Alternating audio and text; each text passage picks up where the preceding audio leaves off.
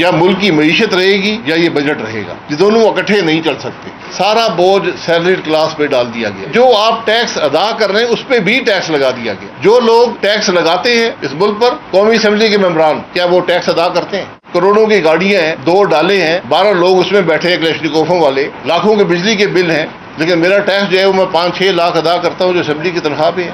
ये जो अशराफिया की हम बात करते हैं, ये अशराफिया होती है।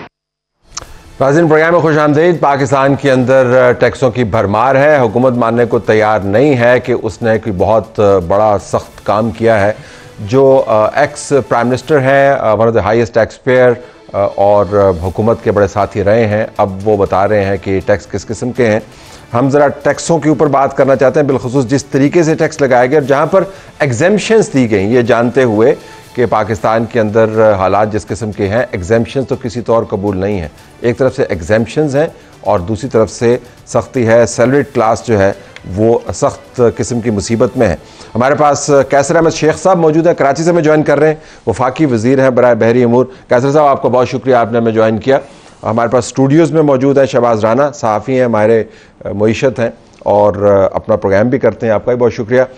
तैमूर सलीम झगड़ा साहब, साबिक वज़ीर ख़जाना खैबर पख्तूनख्वा, पाकिस्तान तहरीक इंसाफ से इनका ताल्लुक़ है, लेकिन अभी हमारे पास बतौर एक्सपर्ट ही आए हैं क्योंकि इन्होंने पेंशन्स के बारे में, डेवलपमेंट सेक्टर के बारे में, टैक्सेशन के बारे में बड़ा काम किया है। आपका भी बहुत शुक्रिया जी, आपने हमें ज्वाइन किया। कैसर साहब, अगर मैं आपसे क्विकली बात का आगाज़ कर पाऊँ तो 1-2 मिनट में मुझे बताइएगा कि आपके ख्याल में ये जो टैक्सेस नए लगे हैं और जिसके ऊपर जो बहुत ज़्यादा आपने सुना होगा, खान भाई साहब ने भी बात की, मिफ्ता इस्माइल ने भी बात की, इकोनॉमिस्ट और भी बात कर रहे हैं, इनमें आपको जान नज़र आती है आपके ख्याल में इनके आर्गूमेंट में या नहीं? मुझे जी ये इसमें तो कोई शक नहीं है कि बड़ी जिनकी इनकम ज़्यादा है उन पर टैक्स लगा है, लेकिन ये जो कह रहे हैं ना सैलरीड क्लास, मसलन 1 लाख रुपए महीना लेने वाले का पहले 1000 रुपये टैक्स था, अब 2000 हो गया। मैं एग्जैक्ट फिगर दे रहा हूँ, आप 1000 रुपये ज़्यादा लग गया टैक्स उसको, और उसके बदले में हमने 140 अरब रुपए बेनज़ीर इनकम प्रोग्राम में गरीब लोगों के लिए, ये 1 करोड़ फैमिली के लिए हमने 600 अरब रुपए रखा है। 1000 रुपये ज़्यादा ले रहे हैं 1 लाख की इनकम करने वाले से। और बाकी तो ये है कि डायरेक्ट इससे बजट में डायरेक्ट टैक्स लगे हैं, और कुल अभी भी टैक्स जो है आपकी कौमी आमदनी का 10.5% है, जबकि इंडिया में 14-15% है। और अभी हमने जाना है अगले सालों में और टैक्स बढ़ने हैं। अगर हम टैक्स पे नहीं करेंगे तो हम जो हमारे मुल्क के अखराजात हैं, आपने इतना बड़ा कर्जा लिया हुआ है, आपका ज़्यादातर टैक्स जो आता है उसका ज़्यादातर हिस्सा तो वो हम जो पे कर रहे हैं, डेट पेमेंट कर रहे हैं, उसमें चला जाता है। या तो कोई अल्टरनेटिव मुझे बना के दिखा दे कि ये नहीं, यूँ होना चाहिए। सिर्फ तनकीद कर लेना तो कोई बात नहीं है। मैं इकोनॉमिक्स का आदमी हूँ, और मैं पहली बात तो ये बताऊं कि मेरे से ज़्यादा रिप्रेजेंट कोई नहीं करता, क्योंकि तमाम पाकिस्तान की चैम्बरों में मेरी फैमिली प्रेसिडेंट रही है, तमाम पाकिस्तान की चैम्बरों में। मैं 2 बार स्टैंडिंग कमेटी फाइनेंस का चेयरमैन रहा हूँ। उसके अलावा मैं जो है रिप्रेजेंट कर रहा हूँ बिजनेस कम्युनिटी को, और एक्सपोर्टर्स मेरी फैमिली के तकरीबन पाकिस्तान के 25-30% एक्सपोर्टर का तल्लुक मेरी फैमिली से है। 25-30% जो पाकिस्तान की टोटल एक्सपोर्ट है उसका तल्लुक मेरी फैमिली, अपनी फैमिली से है। हम खुद टैक्स पे कर रहे हैं, और जहाँ टैक्स, क्योंकि डायरेक्ट टैक्स लगा है तो डायरेक्ट टैक्स हमने तो इसमें आपको ठीक लगाया, बहुत कम लगा, समझ आ गई। Let me bring your argument to the studio here, so let me ask you to respond to this. वो कह रहे हैं जी नहीं, बिस्मिल्लाहिर्रहमानिर्रहीम, बहुत शुक्रिया आपका तलत हुसैन साहब। वफाकी वज़ीर है, उनकी बात की हमें कदर है, लेकिन हक़ाइक़ थोड़े से मुख्तलिफ हैं इस वक्त पाकिस्तान के।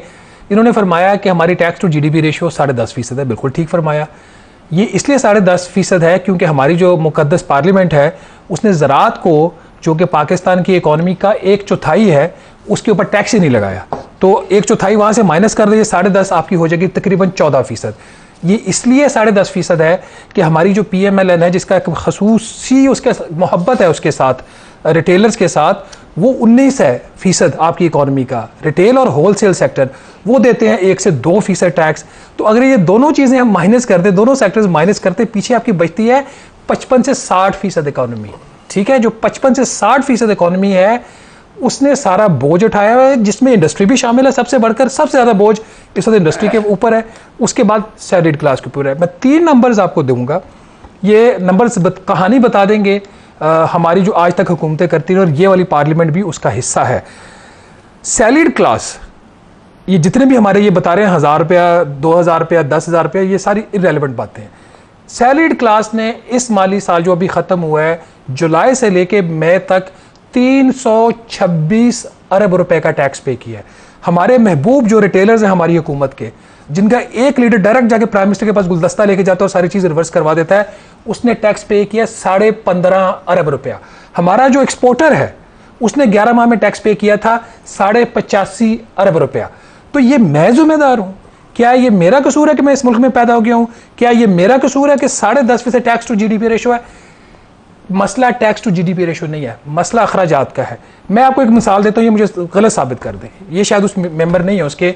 एग्जेक्टिव एक फैसला होता है स्पेशल इन्वेस्टमेंट फैसिलिटेशन काउंसिल का जनवरी साल में, और उसको इंडोर्स करती है नेशनल इकोनॉमिक काउंसिल, जो एक कॉन्स्टिट्यूशनल बॉडी है, कि वफाक के पास पैसा नहीं है, सूबाई तरक्याती स्कीमें निकाल के बाहर फेंको। वो निकाल के बाहर फेंक दी गई। उन्होंने कहा वफाक के पास पैसा नहीं है, पार्लियामेंटेरियंस की स्कीमों को बंद कर दो, वो बंद कर दी गई। हमारी महबूब हुकूमत आती है PMLN की, वो 75 अरब पार्लियामेंटेरियंस का रख देते हैं। उसके बाद ये 2 दिन पहले की बात है, ये मैं चैलेंज करता हूं, मुझे ये लोग गलत साबित करें। मैं इस हुकूमत को, वजीर साहब को भी चैलेंज करता हूं।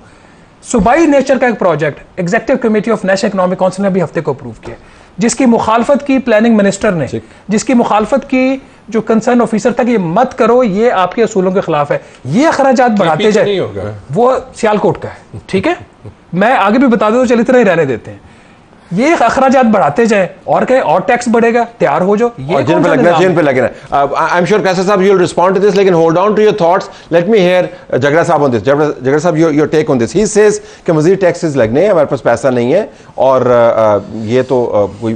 देखिए, जब मुल्कों ने अपने आप को ट्रांसफॉर्म करना होता है तो इसमें कोई शक नहीं कि आप लोगों को कहते हैं कि पार्टिसिपेट, लेकिन जब आप उन्हीं लोगों को कहते हैं कि participate again and again and again, कि वही लोग मजीद टैक्स देते जाएं, मजीद टैक्स देते जाएं, तो एक वक्त आता है कि हर बंदा ये सोचता है कि मैंने गलती की है कि मैं टैक्स नेट के अंदर हूं। क्योंकि अगर मैं बाहर रहा तो चाहे आप लाख रुपए टैक्स दे रहे हैं, चाहे आप करोड़ रुपए दे रहे हैं, आप किसी न किसी को देख सकते हैं जो आप जितना कमाता है जो 1 रुपये नहीं दे रहा। यही ट्रेजेडी। और आप, मेरे पास अभी नंबर्स नहीं है, लेकिन मैं अभी ज़रूर देखूंगा कि इंडिया में कितने जो है वो टैक्स पेयर्स हैं relative to the population. Pakistan में रिटर्न्स ही कोई 5 मिलियन फाइल होती हैं, बड़ी मुश्किल से 50, और वो 5 मिलियन में मेरे ख्याल में आधी नील होंगी, एटलीस्ट 1/3 नील होती है, 40%। यानी कि हम कह रहे हैं कि 3 मिलियन टैक्स पेयर्स हैं 25 करोड़ की आबादी में 2% भी नहीं। और उसका कितना फीसद सैलरी क्लास है जिनका सोर्स पे मेजॉरिटी सैलरीड। अब आप यही देखें कि उसमें सैलरीड क्लास को भी स्प्लिट कर दें पब्लिक सेक्टर में, प्राइवेट सेक्टर में। पब्लिक सेक्टर में 5 मिलियन लोग काम करते हैं, 50 लाख, उनकी नौकरी भी पक्की, उनका पेंशन भी, उनके पास सब कुछ। अब ये टोटल जो टैक्सेस बढ़ाए हैं सैलरीड क्लास पे, इसका कुल जो इम्पैक्ट आता है वो 75-80 अरब का। आपको पता है जो तनख्वाहें और पेंशन्स बढ़ाई हैं उसका कितना इम्पैक्ट है और क्यों? ताकि इनको तनकीद ना फेस करनी पड़े। 1000 अरब रुपए से ज्यादा। कल औरंगजेब साहब ने अपनी प्रेस कॉन्फ्रेंस में आपको एक टेबल दिखा, 1000 अरब रुपए, यानी कि कर्जे भी इसकी वजह से ले रहे हैं।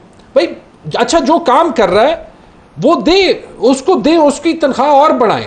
लेकिन हमें पता है कि डिपार्टमेंट्स में 10 में से 8 लोग काम नहीं करते, तो अगर वाकई मुल्क ट्रांसफॉर्म करना है तो ये क्यों, आपके कैमरामैन को फिर क्यों ज्यादा नहीं मिलता? ठीक, okay, hold on to your thought. तो खैर साहब, इशू ये नहीं है कि टैक्सेस नहीं लगने चाहिए, टैक्सेस को इवन हैंडेडली लगना चाहिए, एग्जेम्पशंस नहीं होनी चाहिए, और जहां से आप पैसा बना सकते हैं टैक्स के जरिए वो आपने सेक्टर्स जो है खुले छोड़े हुए। गो अहेड जी। शहबाज राना मेरे साथ काम करते रहे स्टैंडिंग कमेटी में, मैं उसकी कदर करता हूँ, समझते हैं बात को, लेकिन टोटली रॉन्ग आइडिया दे रहा है। देखिए, वो कह रहे हैं कि 30% हमारी एग्रीकल्चर है, उसको पहले निकाल दें। क्या मुल्क का आधा टैक्स डायरेक्ट है, आधा इनडायरेक्ट है? क्या एग्रीकल्चर वाले इनडायरेक्ट नहीं पे करते टैक्स? इनडायरेक्ट टैक्स तो हर आदमी पे कर रहा है, चाहे वो सैलरीड तबका है, चाहे वो एग्रीकल्चर क्लास है। तो इस तरह की कैलकुलेशनें एक बिल्कुल ऐसे है जो ना समझने वाला बंदा करता है कि 30% इसको निकाल दें, फिर आपका टैक्स जीडीपी इतना हो जाएगा। गलत बात ना करें, बात जो हकीकत है उसको करें। मेरा दूसरी बात है कि ये कहा गया कि सैलरी तबके को, मैंने गया अगर किया, ये बोधी बात है, ये क्लियर है कि नहीं कि 1 लाख रुपए महीना कमाने वाले को पहले 1000 रुपये टैक्स देना पड़ता था महीना, अब 2000। इसमें कोई गलती है तो वो बता दें कि गलत। फिर एक्सपोर्टर्स को, क्या एक्सपोर्टर को जो मेरी क्लास है, बिजनेस क्लास है, वो अमीर आदमी पे टैक्स लगाए या इनडायरेक्ट टैक्स लगाए? मेरी बात ये है कि ये जो देखिए ना, फिगर ज़रूर करें, मैं तो नहीं कह रहा इन हालात में इसके अलावा कोई और अल्टरनेटिव आपके पास था। आप बताइए, एक तरफ खुद जो तैमूर झगड़ा साहब ने निगेट कर दिया इनकी बात को, एक तरफ तो कह रहे हैं कि सैलरीज पे तनख्वाहें बढ़ाई गई हैं 25%, और फिर दूसरी तरफ कह रहे हैं 70 अरब टैक्स लगा दिया।